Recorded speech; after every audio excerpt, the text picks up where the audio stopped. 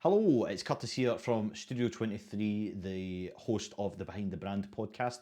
And in this episode that you're about to watch, we have a fantastic new guest called Ross. He is the owner of the Glasgow Wrestling Club. Now, Ross has a fantastic offer for anybody for their first block bookings with the Glasgow Wrestling Club.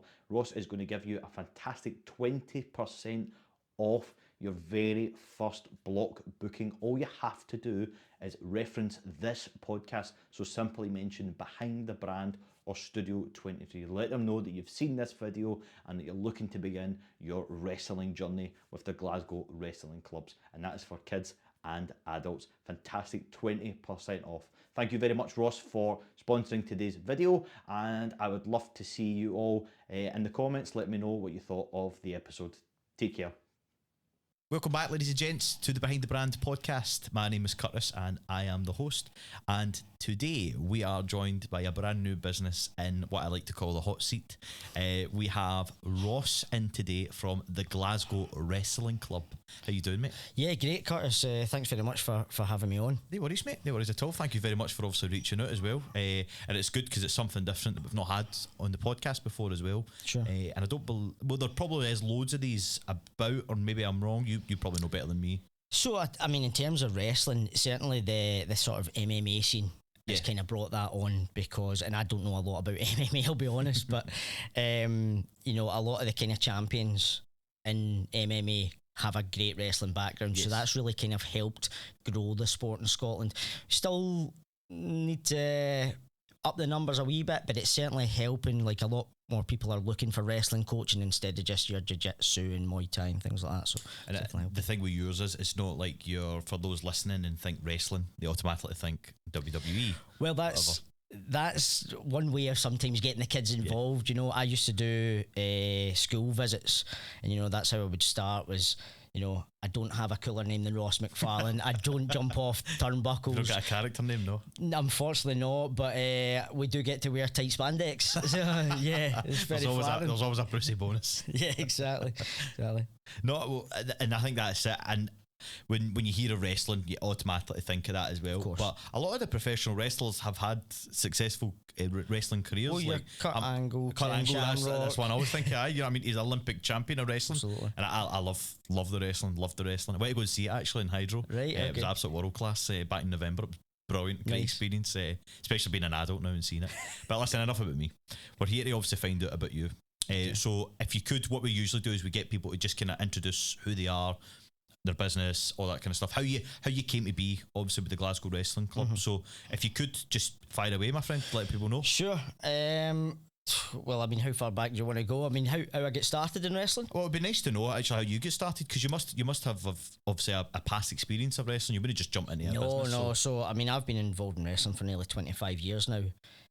Started back about 12, 13 years old. Right. You know, I mean, I'm obviously quite small in stature now, but, you know, back in the day, I think when I was 11 years old, I still only weighed about 4 stone.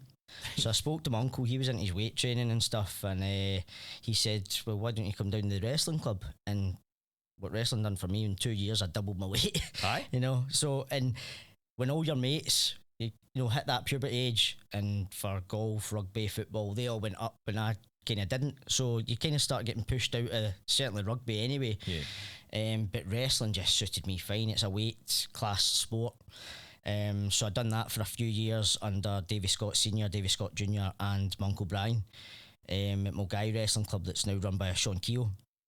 And had some pretty good success, Scottish championships, English championships. I think the British, I never won the British Championship, but I think the highlight of my junior career was winning Aspel. Then kind of 18ish, went off to uni, tried to get a full-time job. Once I got a full-time job, something just was missing. Came back to Mulgai Wrestling Club. I think that was around about 2010. Came back, won a competition in Wales, got the love for it again, got asked to go to the training camp in Largs, where the Scotland team were training to go to Delhi in India. Right. And I was absolutely gutted that I was not going on that plane. So I mean, I'd never thought about going into the Commonwealth Games or like Olympics or anything like that through wrestling, and then because the games were in Glasgow in 2014, it was like, right, okay, that's my aim. So done that, trained for started training under Vladimir Gladkov, who's got a phenomenal. Is he like a kind of prominent figure in the kind of wrestling scene? Well, I mean, he's been in Scotland since 2001, but he trained the Soviet Union teams way back in the day. He took a team that was, bottom of the Bundesliga in Germany. In Germany, there's actual leagues of wrestling teams. I was going to say the Bundesliga because I'm like, that's football. So I'm a football fan. I was like, they've got wrestling leagues as well. Manager? so there's two divisions, and he took a team within 2 years from the bottom of the second division to win the top. So I was coached under him, when we're training for the 2014, 5 times a week, sometimes twice a day. So real high caliber coaching that I got. 2014 happened. Kind of fell out of love with it a wee bit again. I was actually, due to the direction that Scottish wrestling was going, I was temporary president of Scottish wrestling for about 6 months. Did you make the Commonwealth team, or was it? I did, yeah. So I'll briefly touch on that.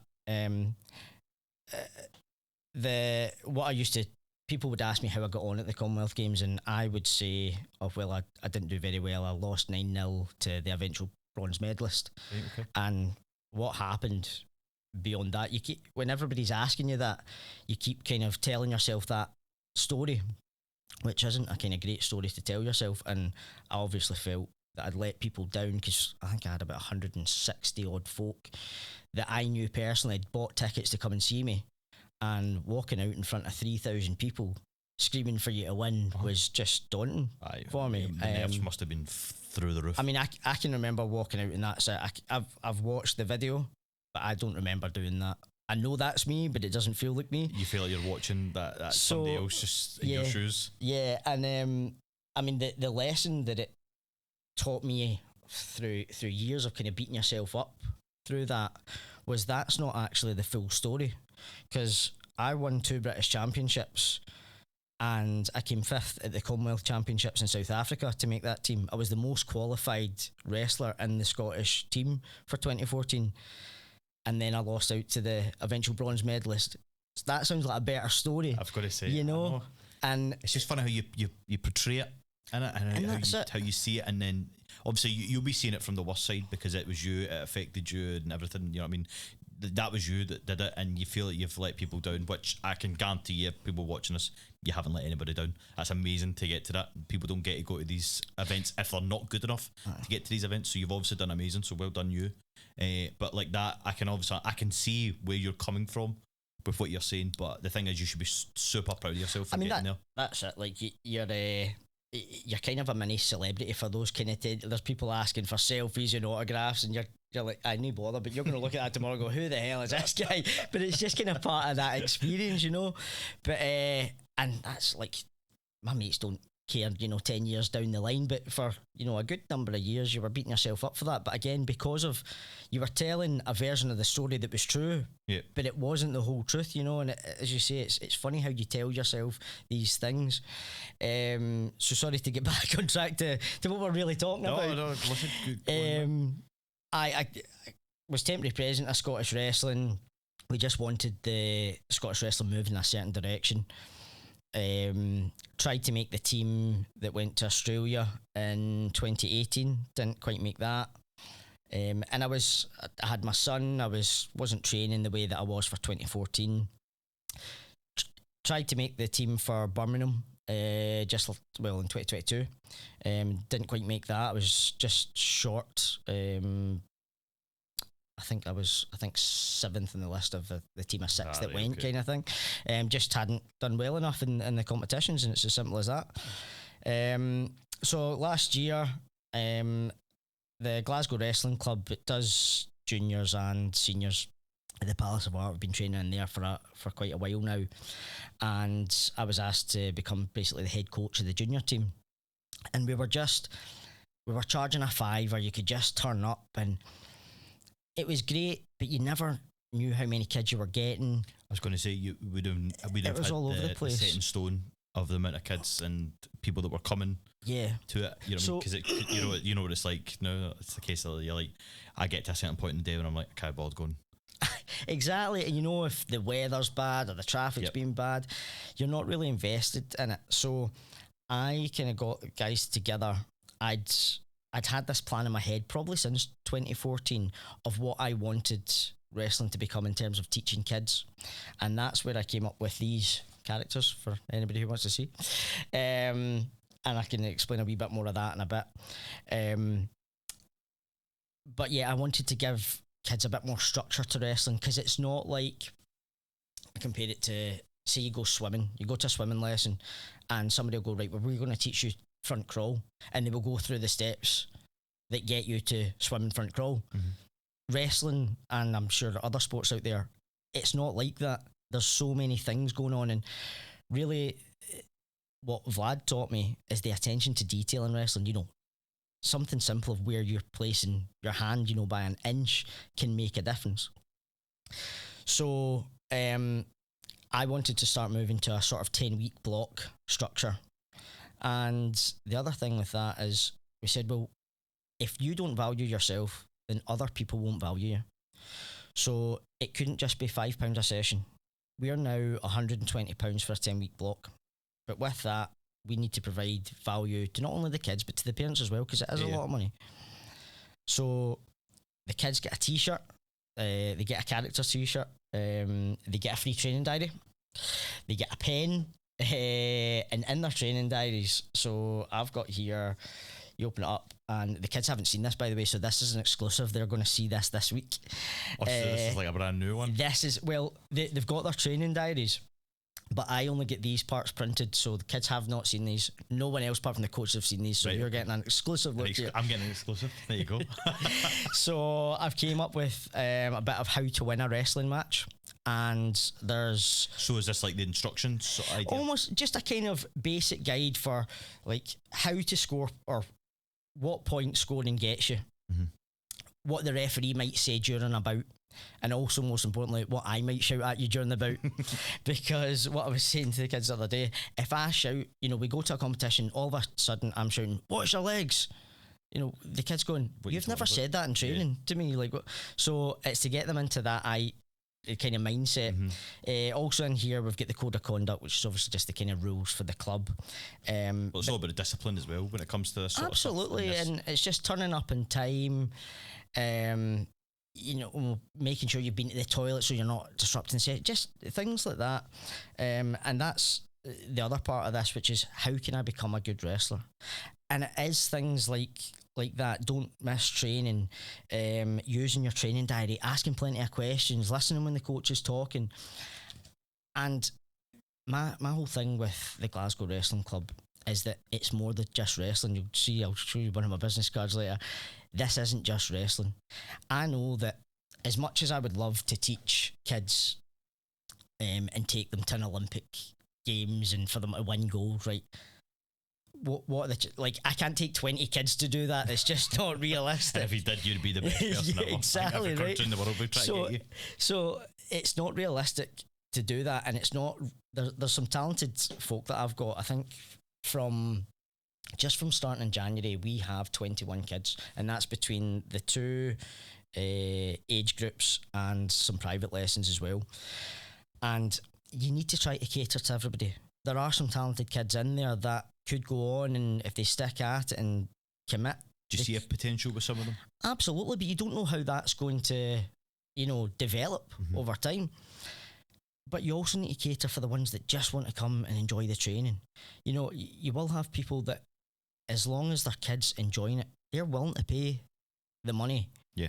You know, and so my sessions have to be fun, but also and like knowledgeable, developing people like that, towards like winning competitions. We've got a competition this coming Saturday down in Largs, and not all of them are going because some of them don't want it, and that's absolutely fine. But with that, what's important for me is that I'm not just teaching wrestling. I want kids to take, you know, if they're in for 6 months or 2 years, that they take what I teach them into other aspects for their life. Like, as an example, right, I've had 2 quick examples. I've had one parent who phoned me and said, "Oh, their son was at a different class and he was doing what's called a fireman's carry, throwing somebody over their head, quite a dangerous move. And one thing that I'm always saying is, like, if you're getting thrown, tuck your head into your, tuck your chin into your chest, you know, to make sure you land safely. And he said, I was watching my son and he was speaking to this boy that he was training with. And he said, when he came off, I spoke to him. I said, what were you saying to that boy there? And he said, oh, my coach Ross, like, we were doing this fireman's carry and I wanted to do it to him, but I wanted to tell him to make sure he didn't hurt himself. And I thought, that's a kid that gets it. That's why I'm doing this. He's passing that knowledge. And he's 9 years old. Opponents and partners. Absolutely. And then there was another parent that came and said, I think their son, or they wanted to get their son into karate because they done it, and just wasn't really interested. But since doing the wrestling, goes home and it's like, Dad, look, let me try these moves on you. And now they start like watching videos together and stuff. And I mean, that's the stories I want to hear as a wrestling coach, that I'm in some way kind of contributing to that. Like that's success to me. It's not, I mean, if kids win some wrestling matches along the way, then brilliant, you know, I love it. But like, if you're developing people, that's, to me, that's success, you know. That's it. You're bringing some sort of kind of balance, I would say, to the kids' life. You know what I mean? And they are using these skills in the everyday practice. Well, that's what you want. It's as I say, you can apply what I'm teaching into other aspects. Another kind of good example of that is, you know, is it the Rich List Forbes? It's kind of American thing. Aye, they do like the under 30 or something like that, or whatever as well. In 2012, I'm sure it was, they voted wrestlers as the number one characteristics that employers should look for, because of the determination from wrestlers. They, you know, they train so hard and they know how to pick themselves up after a fall. So they kind of advise employers that that's the sort of characteristics you should look for. Right, okay. I mean, if you look into it, I mean, I'm obviously biased, right?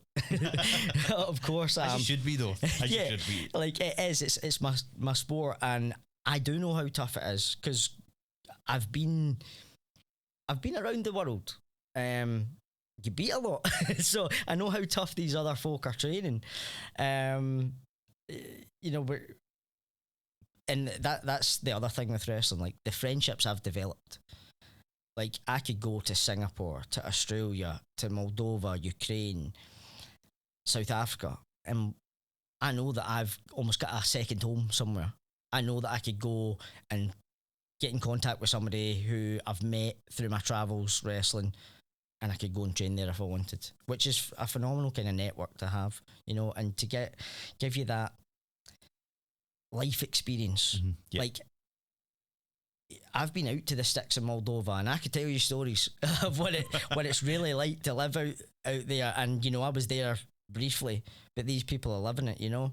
I'm intrigued to know your favourite place that you've been to, whether that be for a competition or for a match or whatever. Like, where was your kind of favourite point lately you've been? That's interesting. I mean, obviously walking out to 3,000 people in Glasgow in your home city, like, it's got to be up there regardless of the result, you know. But out with Glasgow, because not many people come in, like, yeah, I mean, not many people come in and say that they've technically worked abroad. Do you know what I mean? I think the training atmosphere we had good connections in Moldova, and just treated so nicely and taken to big banquets with them, and just. Do you find that the wrestling, though, is much wider around, like, worldwide than it is like Scotland? Do you know what I mean? Like, there's a bigger fan base for it and stuff like that there. Well, this is kind of another thing with the characters, because see your Russia or any kind of Eastern European country, America, they don't need to advertise wrestling. It's their football. Yep. Right? That's what it is to them. So the idea for me with the characters, you've got like karate, judo, jiu-jitsu, that there's clear like belts, that there's a clear sign of progression. Yes, yeah. So I wanted to do that, but for wrestling, and make it a wee bit more fun. Mm-hmm. give people things to work towards. Yeah, and again, it's putting value. It's giving value for money that way, in my eyes, anyway. I hope the parents see it that way. But that is it. Sometimes the parents and stuff like that, and like we're speaking with a couple of other people that kind of do, like, as I say, like the grappling boys and stuff like that. People want to see the proof in the pudding. Yeah, for that sort of stuff, and I think that's maybe from a parent's side of it. The kid knows what they're getting because obviously they're getting experience, but as an adult that is paying the money and stuff like that, they obviously want to see a bit of proof, progress. That You're actually developing them. So the other thing with that, and I apologise to anybody who's like BJJ karate because I don't know enough about them, but like from what I remember from karate, however many moons ago that was, you know, you done a kata and then you get a belt and then you get tabs and that's you worked your way up. You can't really do that in wrestling. And I think jiu-jitsu, as far as I'm aware, it's quite subjective. Like your coach realises how far you've gotten. Yeah, that's right. Because I was speaking to, we've got a boy in here that uses it and he does jiu-jitsu, right. And I think he's similar to what you've said there. I think it becomes when their coach or whatever it is decides that they are now ready for the next level. They'll be presented with, I think it's like whatever colour belt it is, rather than doing like the karate sort of style. You've got to do the certain things to progress. You know what I mean? And that's great, and if it works for them, I just don't feel that would work in a wrestling, in the wrestling world. Certainly not in Scotland. So I came up with these characters again that I've showed you, and again another exclusive. This is what the kids are going to get this week, which is their attainment card. So on here, everybody starts as either a badger or a lioness. I'll kind of hold that up for all your viewers, and you basically need to work your way up. So you start, as I say, as a badger or a lioness. You then go to a Komodo dragon. You then become a silverback gorilla, and eventually the bear. This is more the kind of club logo with the two. I was wondering that. I was wondering if you got to it. I can see it in your t-shirt, but I was wondering if that was like part of the kind of characters. That's more so. The phoenix, to me, you know, it's the bird that rose from the ashes, and I do see that as very symbolic of my own story. So kind of wanted to make it like that. Mulgai Wrestling Club was always a Phoenix Wrestling Club as well, so it's also where I came from. So you get a wee bit of homage. Yes, and then obviously the red and the blue, when you're wrestling, you're either in red or you're in blue. That's so right, that's why that all makes sense. So what they then have to do is it's not so much challenges, but there's certain things that you have to attain, but it's achievable for everybody. So you'll have to compete in 4 end of block matches. So this is actually week 10 on Wednesday. So that's the end of the block. So we'll have a couple of matches, and if you win, once you've won 4 of those matches, you'll get your Honey Badger sticker, which then goes on the back. And again, it goes on like that. And once you've completed all of them, you will get your new t-shirt with your new character, and that will show that you're up a level. That's quite cool. I like that. So I feel like kids would love that as well. Well, that's it's to make it enjoyable for them, give them something to work towards. Because you know, if they're just before, when we were just running classes, and you know, maybe we would go to a competition, but I think certainly from my experience in my junior days, if you're not winning at a competition, there's not a real incentive to keep going, keep going to a competition to get beat. So why not give people that maybe the competition just isn't for them? You need to give them something else. And again, it's all about giving that value for money to the parent, but value for, like, they're in your class. It's up to you to give them as much as you can. And for me, again, it's not just wrestling. I'm trying to give life lessons. You know? No, listen, we're going through the same thing in our household at the minute. My younger brother, he's really into volleyball, things like that, but there is no actually volleyball team for his age group that plays in competitions or does anything out with. He's so competitive, super competitive, and he's going through a certain thing at the minute where he's like, I'm not wanting to go because there's nothing happening at the minute. There's no challenge.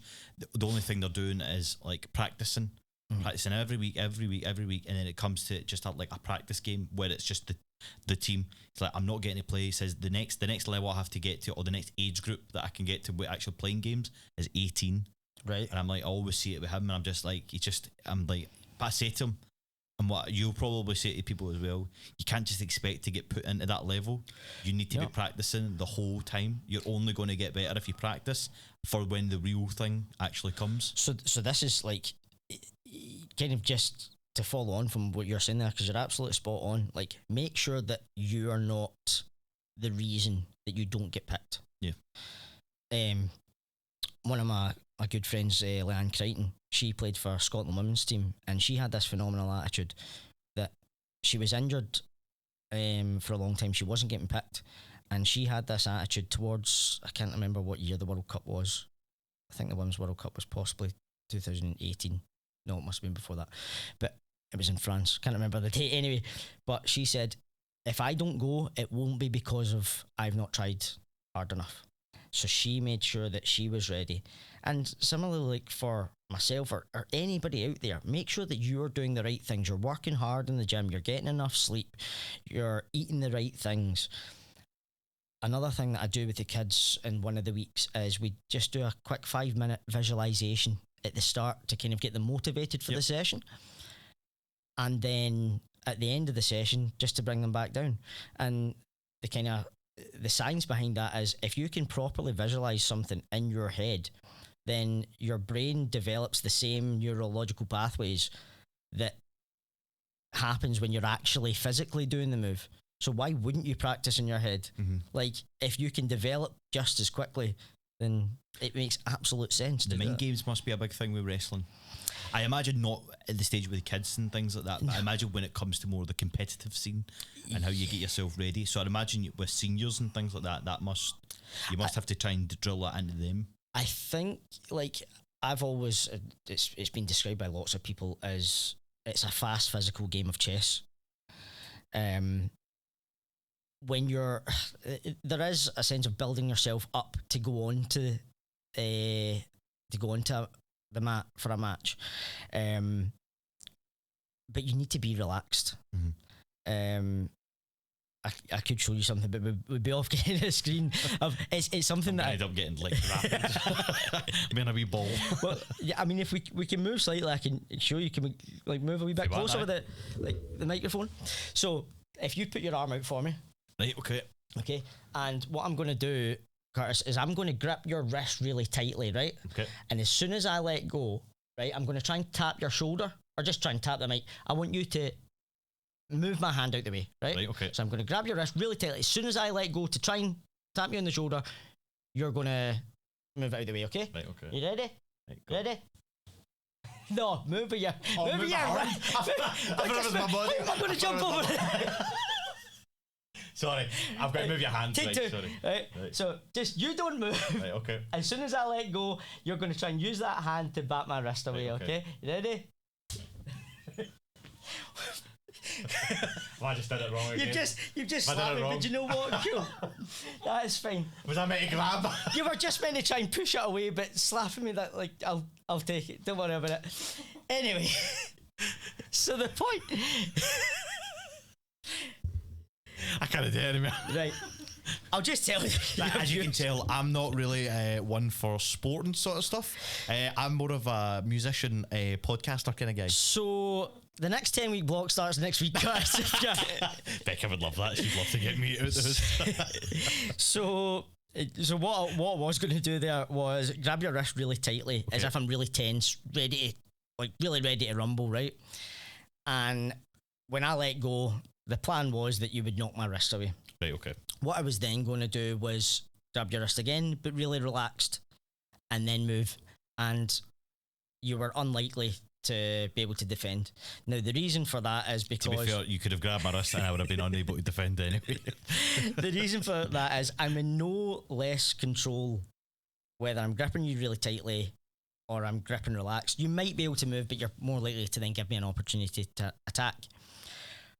But if you think about it, if I'm grabbing you really tensely, you're going, he's going to move. And I'm firing all those nerves in your wrist going, he's got a grip on me here. So as soon as I let go, that sends a signal straight back to your brain to go, move, and then, so you will move. But if I'm relaxed, I'm not like making those nerves fire, like constantly, like I'm not putting you into shit. Like, you know. Aye. So you need to be relaxed when you go into your match, and certainly that took me a good number of years to figure out. You must be impressed by my slapping. Oh well, I know, yeah. Get me on that UFC. I was thinking, yeah, I was thinking about that game. That's my ninja skills there. Can't believe that. Becca's mortified. But yeah, so you need to be relaxed. And in terms of, if you ever watch, and by the way, like this is probably a terrible thing for me to say as a wrestling coach. I watch a lot more wrestling now as a coach than I ever did when I was an athlete. Like, I enjoyed watching football on the telly, golf. I just, for some weird reason, much as I loved doing the sport, didn't really get like excited to watch the World Championships or that. And I mean, watching the athletes now, when you see big throws and stuff, it's phenomenally impressive. Yep. And these guys bending their legs up in the air like to get out a move, or doing backflips to get out a move. It's frightening. But I was never like that interested, because sometimes when you watch a wrestling match, you think you're just watching two guys kind of gripping each other static, but there is so much more going on there. They are trying to outmaneuver. It's a kind of technical sort of stuff. Yeah, like slight, like fake you into doing something that, you know, will just slip the hand and then they'll arm drag you, or lifting your arms too high, they'll duck under double legs. You know, so there's so much going on that you don't really see when you're watching wrestling. There isn't slapping right enough, Curtis, but yeah, like you should definitely come along one time. I would like to see it.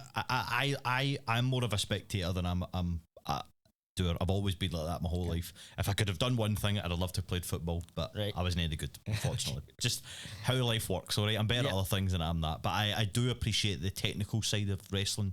As I say, I grew up watching entertainment wrestling, but I always knew of the kind of wrestling backgrounds that most of these guys had, especially with Kurt Angle being a favourite when I was younger, you know what I mean? And I actually went back as I'm older and watched his run in the Olympics and stuff like that, and actually seen the career. It's so, like you say, it's like a game of chess, really. But these guys, like, you know, you kind of, you take a bit of a slagging sometimes when you tell folk you're wrestlers, and you kind of say, oh, it's not that type of wrestling, but these guys are athletes in their own right. Oh, I mean, I was watching a podcast with Hulk Hogan, and it's like, nobody told me it was fake, the amount of injuries that man's got in his body, do you know what I mean? So they are athletes in their own right. Like, there's a scripted outcome, but what these guys do, like, remember, like, a Jeff Hardy jumping from, like, how high a ladder, like, that's just bonkers. You can't fake it either. No. You can't fake all that stuff. I mean, they do suffer real stuff, but I can appreciate that there is because obviously I feel like in America it's like that.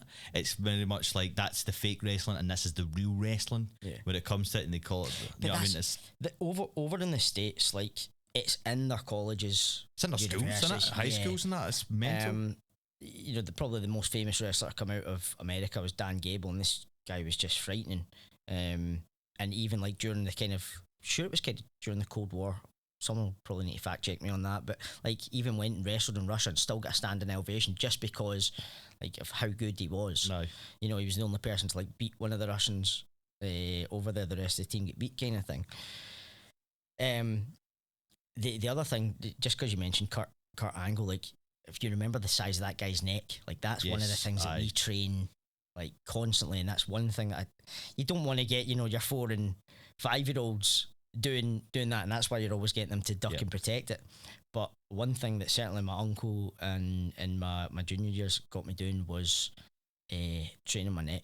And I mean, at that age, you know, kind of 15, 16, I was frighteningly strong. Like, for somebody who was 11 years old and 4 stone to being 15, 16 years old, and I think 16, possibly 17, more likely 17, like, my 1 rep max bench was like 120, which I weighed, so I was competition weight at that time was 48 kilo. So that's like 250 times or 150 times my body weight, percent of my body weight, sorry. Freakishly strong, you know, and I'm sure I had like a 16.5 inch neck or something. No, it wasn't 16.5, that's nonsense, but it was at least 16 inches, my neck. when I was that young. He just 'cause actually of won the stuff. Olympics though with a broken neck, if I'm right. Kurt Angle, I'm didn't sure he? that's right. Aye, yeah, and Just he's unreal, two man. gold medals, I'm sure. Aye, that's right. Aye, that's right. But yeah, I'm sure you're right in that. But it just, your neck strength is one of these things that you absolutely have to have, because that's another thing that I say is, like, if you can control where somebody's head goes, their body will fall. Yep. And I mean, I was one for certainly using my head to block a lot of attacks. Like, I remember this one, I think it was the British Championships. It was the British Championships 2013. And I can't remember the name of the boy, but he was strong and he was quick. And it was the final. And I don't know what I was up, but I was up. And I'm just I was always known as quite a strategic wrestler. So people might call it anti-wrestling, but I just knew how to win. Mm-hmm. I wouldn't. Sometimes that's what it was. Well, I've compared myself to, like, if you're a football man, I was more Mourinho's Chelsea than I was Pep's. Part of the bus. But yeah, I was more. I'm a Chelsea man. It's right. So I was more Mourinho's Chelsea than I was Pep's Barcelona. Do you know what I mean? Like, I would love to do all the great wrestling moves, and like, I knew how to do it in my head, but my body just wouldn't do it. Yep. So I needed to get points tactically and strategically, and again, that's another thing that I try to instill in the kids. Yep. Like, you need to be aware of the clock. You need to know the rules. Sorry, I'm jumping about stories here. That's right. But just to finish that one off in the British, like, the amount of head collisions we got in that one match, because he kept diving for my legs and I just ducked down, and just his head was just hitting mine, and that was the only way I was defending it, because I knew if I just sprawled on him, he was just going to drive me right off the mat. So I just dropped down to meet him, and our heads would just kept colliding. That's what he says, don't get a headbutt off you then. Yeah. You can see I've got a black eye, maybe. That was one of the kids actually the other night. I took a knee to the face off one of the kids. Total accident though. But knowing the rules is so important. Yep. It was another British Championships, and I was 6-2 up, and I was gassed. I still had 3 minutes to go, and I was gassed. I was just so out of shape. And there's this young 17 or 18-year-old, really good wrestler. But I knew that he was just going to attack me, so I'd just let him attack, run down the clock, and I would step out the mat. Now, that would only lose me 1 point, as opposed to him attacking me and possibly losing 4. And I just kind of ran the clock down, and I won at 6-5 because of that. And now He's playing the smart game. I don't agree with what I done, but I won. So, like, are you there to win? Are you there to participate? But you protected yourself as well at the end of the day. Exactly. So there's more than just you want to see attacking wrestling, and I do encourage children to do, or whoever I'm coaching, I encourage attacking wrestling. But you also need to be aware that not everybody has the confidence to go and attack. Some people are going to be counter-attacking wrestlers. Some people are going to be defensive wrestlers. So you need to try to cater to everybody that way. And that is what I'm trying to do with the Glasgow Wrestling Club. That's class, man. I think for us though, it's finding out when your classes actually take place. So the kids right now is on a Wednesday. We've got 4 to 6 year olds from 5:15 until 6 o'clock. And then we've got from 6 o'clock till 7 o'clock, we've got the 7 to 13 year olds, and then we've got an adults class after that. And the adults is also on a Thursday. We are trying to get the kids to have another class again, so that we can add that value for money. Yep. And it'd be free to anybody who's currently in the class. Our next block does start next week, from next Wednesday, so you can find us on Instagram, Facebook, all the links are there. Glasgow_wrestling_club. Perfect. I've just about to ask you for your socials as well, so that's perfect and handy. You've just done that there for us. Yeah. Really appreciate it, mate. Is there anything else that you kind of think that people should know about just before we finish up? Or? Get in touch before you come along. Like, I know there'll be some people that'll be nervous or they'll want to really get into it. Get a chat with us first. Just send us a wee message and we'll tell you the right day and time to come along. What I done a few weeks ago is we just done I called it a bring your parent to wrestling day, where we just went into the park. It was a Saturday morning. Some parents brought their kids and some kids brought their parents, and it was just to develop a bit of community, and that's what I want to do with the wrestling club as well. Find out what everybody else does. What else can you bring to the club? Yep. You know, and then you can put parents in touch with each other if you know what everybody does. So we really want to build that sense of community. But yeah, so get in touch with us and we'll do our best for you. Fantastic, mate. Fantastic. I really appreciate you coming along today, thank mate. you very much for having me. It's lovely hearing your story as well. And as I say, that sounds absolutely amazing. If I was a kid, I would absolutely love that. Knowing that I'm working up towards a level, it's a bit more engaging than just being like a belt colour as well. Which is, I'm not having a dig at anything. I'm just meaning like for a kid, I'm trying to think through the eyes of them. I mean, even as an adult, I'm quite a kid, but I love the idea that they move up into that and they move up, you know what I mean, progress into a bigger and bigger kind of animal sort of such, you know what I mean, big. Just fantastic, mate. Really great. And I hope obviously this helps. And for parents that are listening and you're thinking your kids' stuff might be interested, then obviously just give Ross and the Glasgow Wrestling Club a shout.